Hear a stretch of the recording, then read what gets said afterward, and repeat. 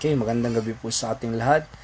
At tayo po ay magkakaroon ng ating Our Daily Words of Encouragement ngayong gabi. Nandito pa rin po kami sa Batak, Ilocos Norte. At sapagkat nag-prayer day po kami kahapon. At pero ganun pa man, tuloy-tuloy pa rin po ang ating Our Daily Words of Encouragement live stream ngayong araw na ito. First John po tayo, chapter 2, verse 15 hanggang 17. The Bible says here, "Love not the world, neither the things that are in the world. If any man love the world, the love of the Father is not in him." Yan po ang pamagat natin. Yung last phrase dyan, the love of the Father is not in him. So napakaganda pong paalala ito ng Biblia sa atin, mga kapatid, na God save us already. He placed us in the church. Meron na po tayong inaatendahan na church. Naging kabahagi po tayo ng church, mga kapatid. By the grace of God, alright? By baptism, of course. And God admonish us here na not to love the world anymore. Kasi inalis na po tayo ng world dyan, ng Diyos sa world.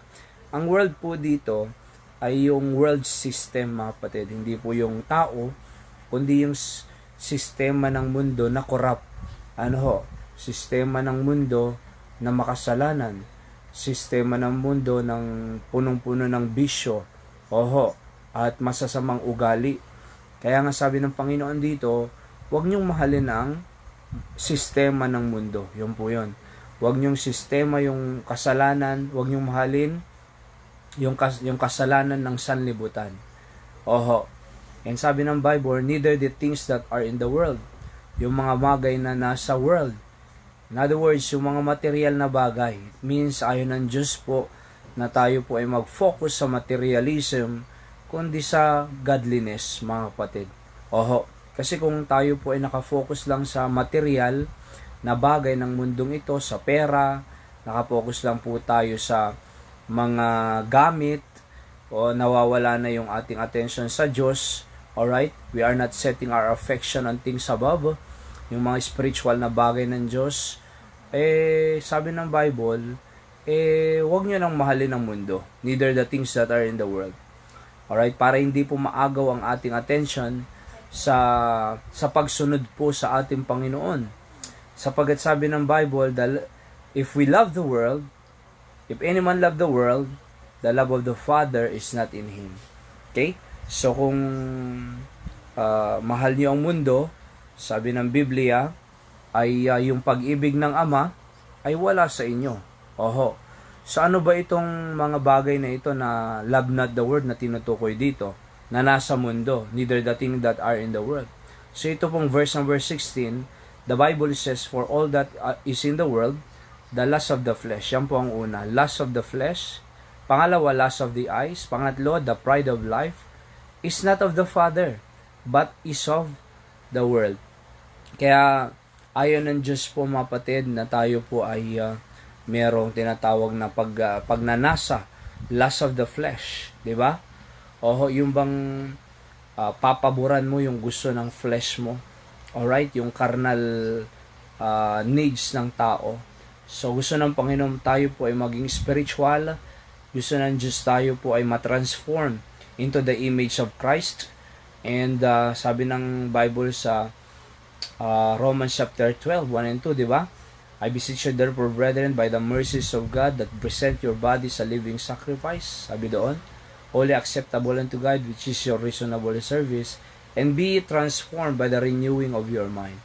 So, i-renew natin ang ating kaisipan sa mga bagay po ng Panginoon at hindi mga bagay ng sanlibutan.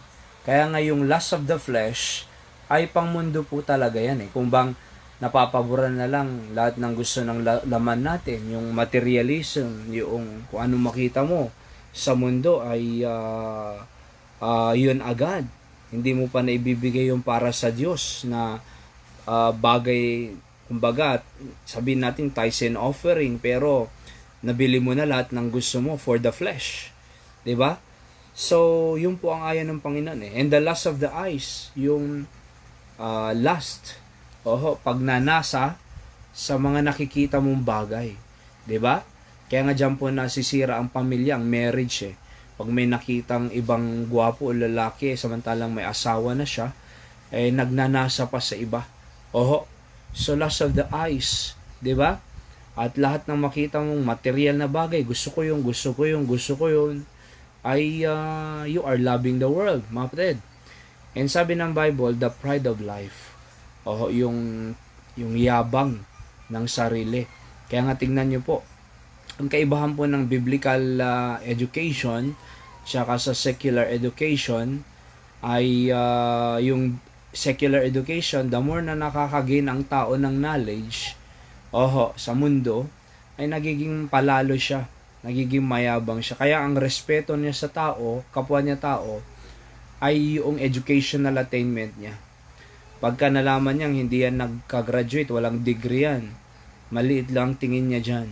Pero pag alam niyang doktor yan, attorney yan, engineer yan, sir ang tawag niya dyan. Pero kung walang tinapos, wala, nililiit-liit niya lang yan. Pero hindi po ganun ang ginagawa ng biblical education, mga kapatid. Pagka the more you know God, the more you know the principle of the Word of God, you become a servant to all. Diba? Mas lalo kang nagpapakumbaba, mas lalo kang nagpapaturo, mas lalo kang lumalapit sa Diyos at naglilingkod sa ibang tao. Anumang katayuan yan, may respeto ka. So kaya nga po, pride of life po kasi ang influence ng mundo. Kaya sabi ng Bible sa verse 16, is not of the Father, but it is of the world. Kaya nga, the love of the Father is not in Him. So tandaan po natin, pagka tayo ay naaaliw ng mga material na bagay ng sanlibutan, hindi ka na makasimba, hindi ka na maka-worship, hindi ka na makapaglingkod sa Diyos dahil naagaw na ng mundo ang attention mo. At yung para sa Diyos, hindi mo na naibibigay, kundi nasa materialism na lahat. Ang sabi ng Bible, the love of the Father is not in Him. Yun po ang nakakalungkot dyan. At kung wala ang pag-ibig ng Diyos sa'yo, paano ka mamumuhay ng malapit sa Diyos, diba? Ang sabi pa ng verse 17, ay, and the world passeth away. Sabi ng Biblia, and the lust thereof, lilipas ang mundo. Ang material na bagay ay lilipas, ang pera mauubos, ang mga gamit ay masisira, madadamage. Kaya nga, wag mong ilagay yung pag-ibig mo dyan Alright? Kasi it passeth away. But he that doeth the will of God, abideth forever. Yung gumagawa ng kalooban ng Diyos, sabi ng Biblia, abideth forever. Mananatili. At ma-maintain mo ang